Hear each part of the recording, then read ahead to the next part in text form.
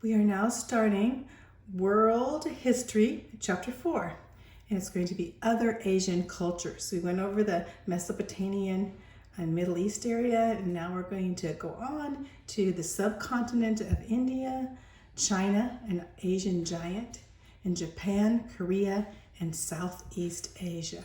So here's a picture of the topography. This is the area we're going to be looking at here. So it's quite an area here. If you look on, you can see the topography. You'd see the Himalaya mountains, how high mountains are in the high Tibetan plateau and how high it is.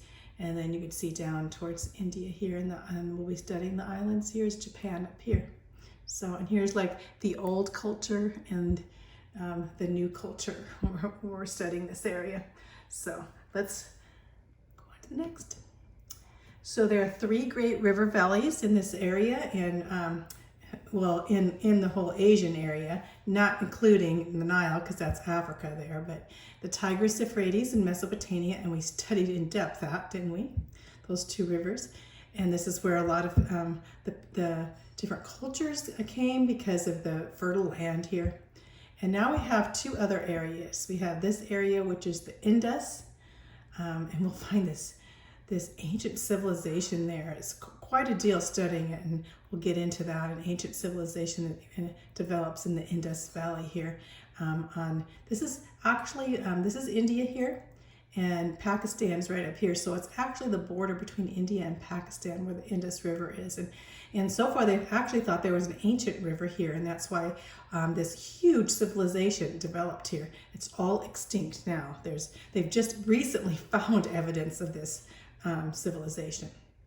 So going on over here to China, and of course there's a lot of different areas that people have settled, but when we talk about ancient China, we talk about the Wanghe River or Wangho River. It's actually called Wanghe.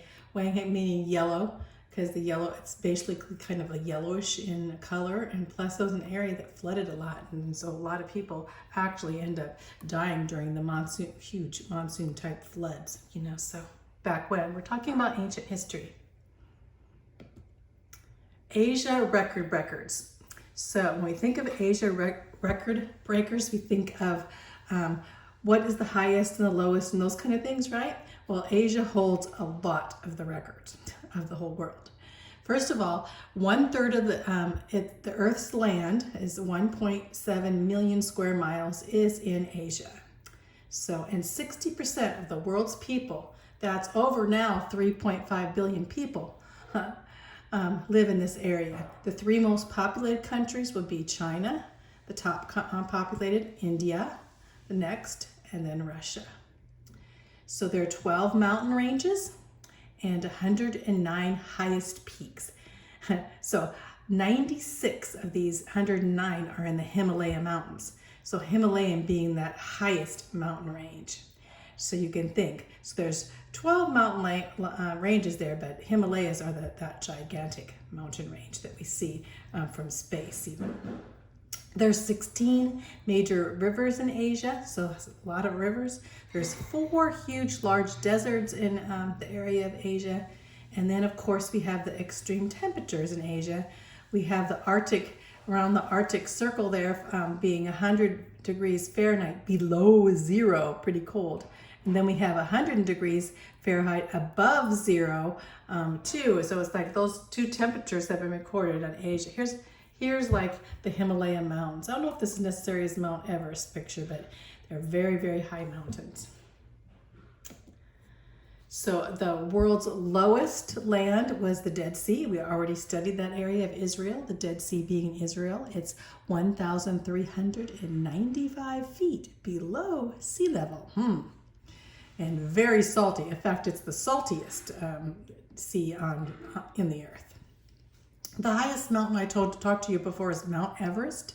It is 29,035 feet, which is 5.5 miles. That's not meters, that's miles high. That's quite a high mountain.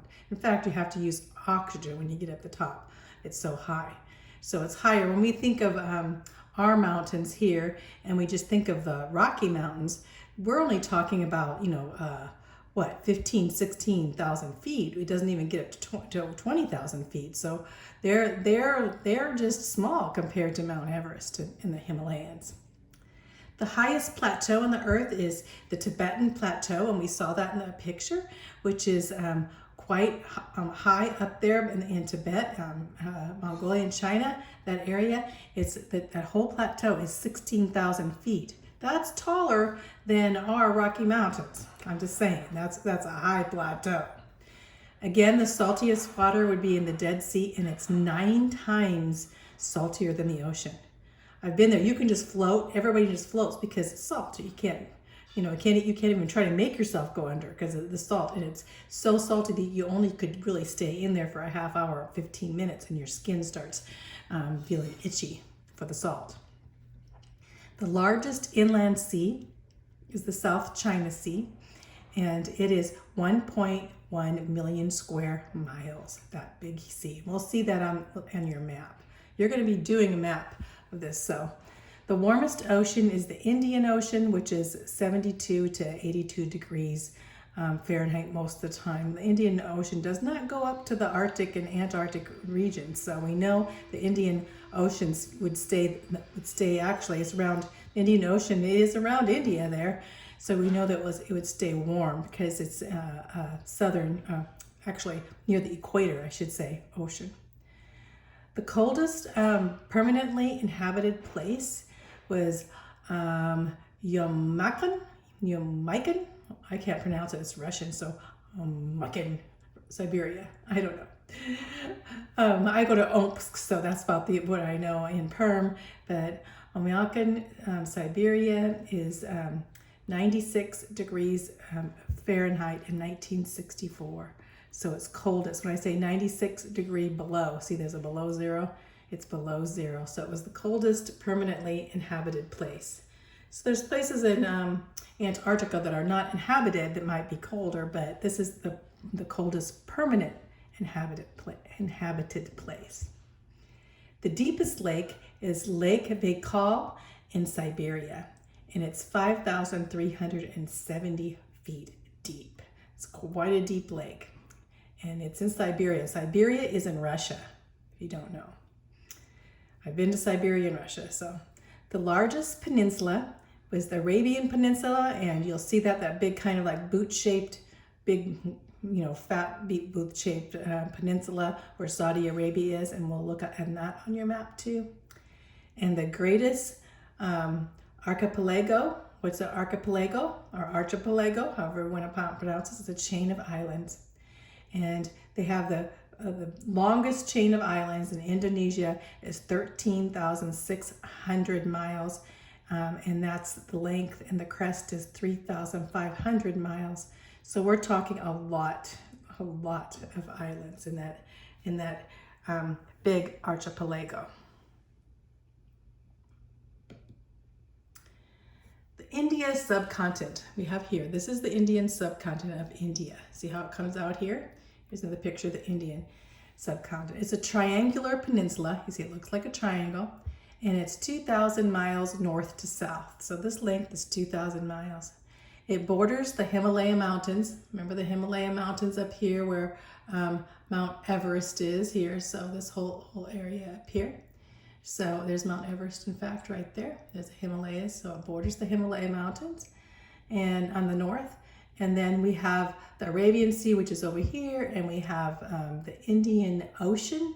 And so this is basically the Indian Ocean down here, and as for the Indian Ocean, you can see it better in this map right here, the Indian Ocean. And this is the Bay of Bengal that comes around, like the Bengal tiger, you think of that. What comes around here, the Bay of Bengal. So Bay of Bengal, the Arabian Ocean over here, but the Indian Ocean here, and we see the Himalayas up here, and then we have this Indus River, Pakistan up here. So, the geography is such that it's divided because it's such high mountains here and all these oceans that India for many, many years was divided from the rest. It was hard to actually, coming in from this, if you come this direction through Pakistan is about the only way with the Indus, but it's pretty isolated. So a lot of the cultures became isolated in India. India land regions. So we have the Himalaya mountain system. Here's the mountain system, Himalaya mountain system. The northern plains. So here's the northern plains, the two areas like the northern plains, the Indus, Ganges, and Brahmaputra. Those are the basically those rivers. I think you'll look back on the other one, you can see exactly where the rivers are, but you'll see where the Indus we know is right up here because it's along Pakistan, and we have the Ganges and the Brahmaputra. So, and then this area here is this huge plateau, and it's called the Deccan Plateau right here. And number 5, this is the coastal areas, of course, can have a different climate. And this is the desert, Thar Desert here. So we have this high plateau, we have the northern plains, and then we have the mountain region. This is all of India. And then we have these islands, of course. So the early civilization, now we're getting into history here. So the early civilization of the Indus Valley. I told you where that is, up in the western portion of where Pakistan is. Well, the Indus Valley Plains, there were archaeological, what happened in India? So India is pretty much a third world country, which means a very country that has a lot of poverty areas, and even in their big cities and such, a lot of people living below the poverty level today. Well, they were digging in the 20th century, which is, in the 1900s, so not too long ago, an archaeological dig, and they found a huge civilization that they never knew was under certain parts of India up towards the Indus Valley by Pakistan. And they named built these great cities that were built there, Harappa and Mohenjo-daro. So these two things, Harappa and Mohenjo-daro, were these ancient cities. Well, the streets. This was a magnificent. When I studied this, the streets were mapped out in rectangle streets, just like you'd have in modern days. It had extensive drainage. Basically the water would come down and they'd catch the rainwater and everything, and use that, and they put into these great underground reservoirs that were very huge. They had dams and wells and all these things, so they knew how to take care of the water in that area. They would have a time where they have monsoons, a lot of water, and then in other times they would have dry, so they had to make it through the dry season. And so they had an extensive way as to storing water.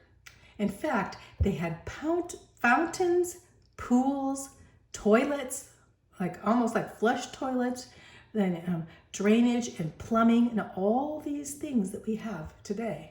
They had way back, and we're talking about 2000 BC, sort of towards the time of Abraham.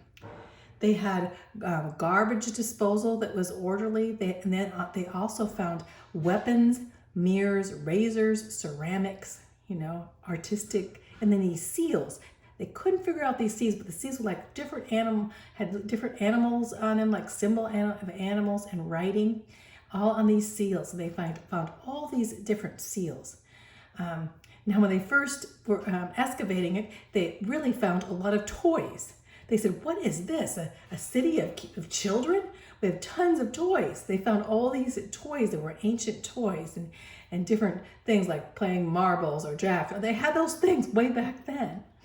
And they were huge areas, 40,000 people in the city. And then they started finding more cities, not only Mohenjo-daro. And we'll be talking a little bit more about Mohenjo-daro, but let's go on. The basic thing is what happened. There's this whole thing back with archaeologists. What really happened to Mohenjo-daro? Because by 15 BC, the civilization disappeared and unknown to the world until the 1920s. They have to figure out how did this disappear? What happened? Why did it disappear? And so looking towards, they think possibly it was an earthquake, and the earthquake actually affected their water from their rivers. And there was an ancient river lately they've actually dug down and found that there was an ancient river. So maybe their ancient river disappeared and they all decided to leave because they had any water. Could be. But would they leave everything like that? It's still a mystery. So what happened to them? They had these sun-dried bricks, 1- and 2-story houses all over, and they had a written language, kind of like cuneiform, but what we had in Sumer. Remember in Sumer the language, but not the same. So in fact, they couldn't hardly figure it out, and they still can't figure it out. So they have this written language. They haven't cracked the code yet. If they would crack the code, they could possibly find out what happened to Mohenjo-Daro, or this whole Indus Valley, not just that city, but a multitude of cities. They appeared to be bountiful and prosperous and doing well. Their religion, though, when we go into these archaeological finds, they always want to look, well, what was their religion? Well, they didn't have, the tall ziggurats in the temples, which was very unusual. So they didn't have, they weren't worshiping other gods. So just maybe they were worshiping the true and living God. That's what I said, because they couldn't find that. Then they said, well, maybe they were worshiping their water. No, maybe they were praying for God to give them what they need in the water. Who knows? So they may have worshipped other gods, or they may have worshipped the true and living God. We don't know. But they also were known later on to trade with